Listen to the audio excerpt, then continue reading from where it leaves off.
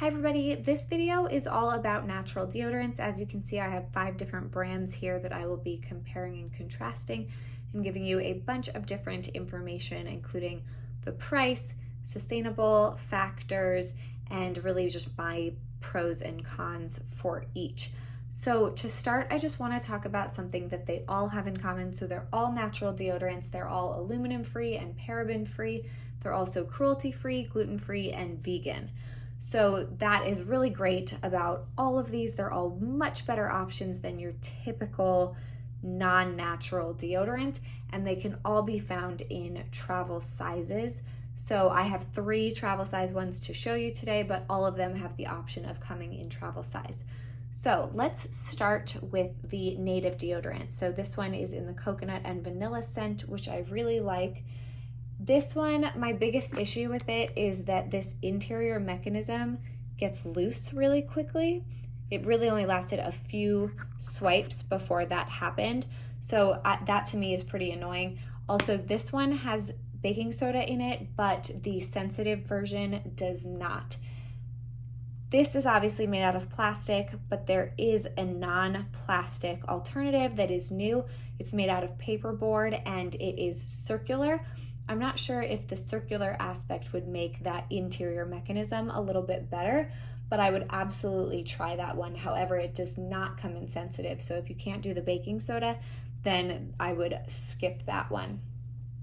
The cost for that, the regular sticks and the sensitive sticks are both the same cost for the same 2.65 ounces. And that is $12, though you can save a little bit of money with subscribe and save and like buying larger bulk quantities with them, but $12. And then the plastic free one is the same size, even though it's a different shape. And that one is only $1 more at $13. So I definitely want to give the plastic free option a try. Next up, we're going to talk about Schmidts. This is my favorite scent. Out of all of these, I think that the Schmidts deodorant smells the best, but this particular scent I absolutely love. This one, however, is the worst in terms of how tough it is, how hard it is. You have to warm it up on your skin for a second or two, just kind of hold it there before you swipe. It's definitely the least creamy. It glides the worst out of all of them. So this one also comes in regular and sensitive, and again, the sensitive is baking soda free. The stick is in plastic, but they do have a recycling program which works with their new plastic free option, which is actually a jar. And so this is the only one I know that comes in a jar, which is really, really nice, and it has still a lot of the great scents for the jar. So the jars are 2 ounces and those are $9 each. The sticks are $9 or $10 depending on the scent that you get, and they're 3.25 ounces. So you're definitely getting less in the jar, but you can repurpose the jar, which is nice. And then the sensitive stick is $11 for the same size. Next, we are going to talk about this one, which obviously looks really different. All of the other ones are the regular kind of stick deodorants, and these two are not. So these are the essential oils one, which is what the EO is. They come in different scents that are either organic or natural. I would say that this is included in that these have the least nice smell. There are only 3 ingredients, which is great, but the first ingredient is alcohol, and I just find that that's just not a super appealing smell. And also because it's aerosolized, it can be a little more overwhelming. The wipes have the same scents. However, I would say that these are slightly better, but still they're very potent. Both of these are very, very potent scents. So that's not my favorite. However, the wipes are all of these wonderful things. They're a certified B Corp, they're certified gluten-free, they're the only ones that are certified gluten-free, which is really nice, and all of that still exists on the bottle version as well. The bottle is recyclable, which is good, and then of course these are single use, but they are biodegradable, so that is really good about that.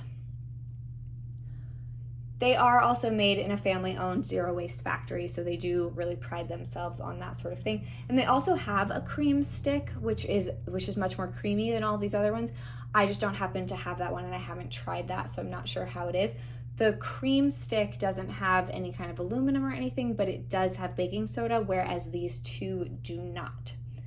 So for both kind of spray bottles, the organic and the natural, it's 4 fluent ounces for $7. So it is the cheapest option. However, I'm not sure how much comes out each time you use it. If it would be, you'd get more uses out of it than the sticks. I'm not really sure about that.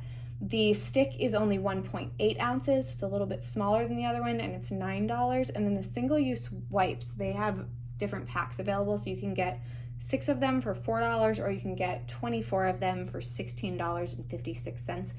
I think these are really great for travel, so they don't take up, obviously, anywhere near as much room or weight. This one, though, is, sorry about that, this one is more than you're allowed to take on a plane, so do keep that in mind. But this one is really great for travel, and I think they're really great to just like throw in your work bag. If you're anything like me, sometimes you get to work and realize you forgot to put deodorant on, so that's what I bought these for. But I definitely wouldn't use these every day because they do have the most waste with that. So that's this. Then we will talk about the La Vanila. I have used the larger version of this. I just happen to only have a travel size version left, and I don't use these much anymore. So the La Vanila, it has this round shape. However, the mechanism still does get loose inside of this. And it is pretty smooth of a glide. However, I would say it takes a couple uses where you need to warm it up a little bit, and then it maintains its smoothness. So there's something about the top layer of it, I guess, that isn't quite as great. But yeah, that inside actually not only gets loose, but the deodorant tends to fall out and break when you get close to the bottom. So that's super annoying with this one. And I'm also not 100% positive that this one is gluten-free. So if you get the larger size, the 2.2 ounce one, it's $14. So it is on the more expensive side for what you get as well.